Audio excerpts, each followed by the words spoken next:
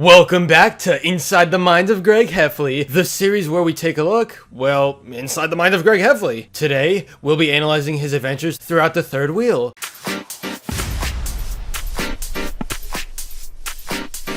It's the 7th entry in the Wimpy Kid series, so at this point, we've already gotten a really good perspective on how he lives and what his opinion is on the rest of society. The cover shows him in yet another horrible situation, backed up into a corner with some failed love. Combine that with the actual title being The Third Wheel, and yeah, it's safe to say Greg ain't having a good time here. This book centers around a bunch of random moments from his school and home life, with the main story picking up halfway in. Let's talk about some of the most important stuff I noticed while reading. On the very first page is something interesting, because whoever ends up writing my biography is gonna have a lot of questions about my life in the years leading up to middle school. This isn't a new concept. It shows up in pretty much every journal up until this point. However, this time's a bit different, as he talks about remembering everything that's happened in his life, including before he was born. He talks about it for a few pages, and while it's fun to read, here's the thing: you cannot trust it. Someone remembering what it was like in the womb before they actually came into existence is straight up impossible. What does that tell us? That we really can't listen to Greg throughout his journals. Remember that they're all coming from his own mind, and while they do retell many events that actually happened, it all comes with his own twist on things. If he gets in bad situations, you already know he's gonna sugarcoat it to make himself look like the good guy. The same goes for moments like these, where he just describes things that never actually happened. One of the most common messages we get from the third wheel is that nobody really likes Greg, and he's always the odd one out. At one point, he was talking about his experiences in gym with choosing dance partners. You'd have to write the name of someone else on a slip of paper, and if enough people match up, then they'd be together. Of course, despite all of his attempts at pleasing others, nobody ends up writing his name down, and he's one of the last few kids remaining. The fact of the matter is that people don't like Greg, but he'll always shrug it off while writing because he knows how awesome he really is. About 100 pages in, we finally get to the storyline with Valentine's Day, and love is in the air. People started buying these candygrams, which were these fun little invitations to the official Valentine's Day dance. It seemed like everyone else was getting them and pairing up, but of course Greg is left in the dust once again. He talked to Uncle Gary and got terrible advice to buy a bunch of candygrams for himself to make him look unavailable to girls. That's not smart, but hey, the Wimpy Kid's all for it. He wanted to impress others with how many were being bought by him, but no matter what, he just kept getting rejected. When he was figuring out who to date, he drew this little graph of everyone in a relationship and who exactly to ask. I don't know about you guys, but to me, this is literally Diary of a Wimpy Kid in a nutshell. Everyone has some sort of relationship with each other, liking people or dating others. Arrows are everywhere, and look who we have right in the middle. Not a single person is connected to him, and he's given us that classic Heffley frown. It's easy to feel bad when you look at this, but based on how he treats people, we can see why others aren't interested in him. He also mentions that it's the incomplete version, and he has a long way to go, so there are a ton more connections people have that he isn't a part of in any way. Of course, you can't have a Wimpy Kid book without some sort of rally manipulation, and that's what happens on the night of the Valentine's dance. Greg uses his best friend to get closer to a girl named Abigail, who no longer had her previous date to go with. He does whatever he possibly can to prove himself and impress her, while pushing Raleigh to the side, and if there's any time Raleigh makes Abigail laugh, then Greg tries to shut that down instantly. Things play out as expected, with Greg being the dreaded third wheel, and the other two eventually becoming a couple by the end of the book.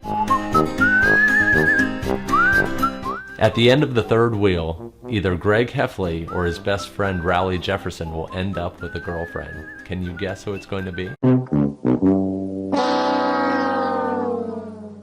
Things return to the status quo in the final pages of the third wheel, with the Wimpy Kid alone and away from everyone else. He kept trying to be a part of groups, or find girls for the Valentine's dance, but every single attempt ended in failure, and things really do be like that sometimes. Greg doesn't reflect on why he failed, and instead moved on like nothing happened at all. That's probably one of the biggest reasons he barely moves forward in development, because he thinks what he's doing is 100% right, and that there's never a chance for things to go wrong. Of course, there's always the opportunity for him to grow as a person, even if slightly. We're just gonna have to wait and see. But anyway, that's all for this video. Subscribe for more awesome cartoon videos. Give a thumbs up and comment below, let me know what you think. Thanks for watching, and I'll see you guys next time.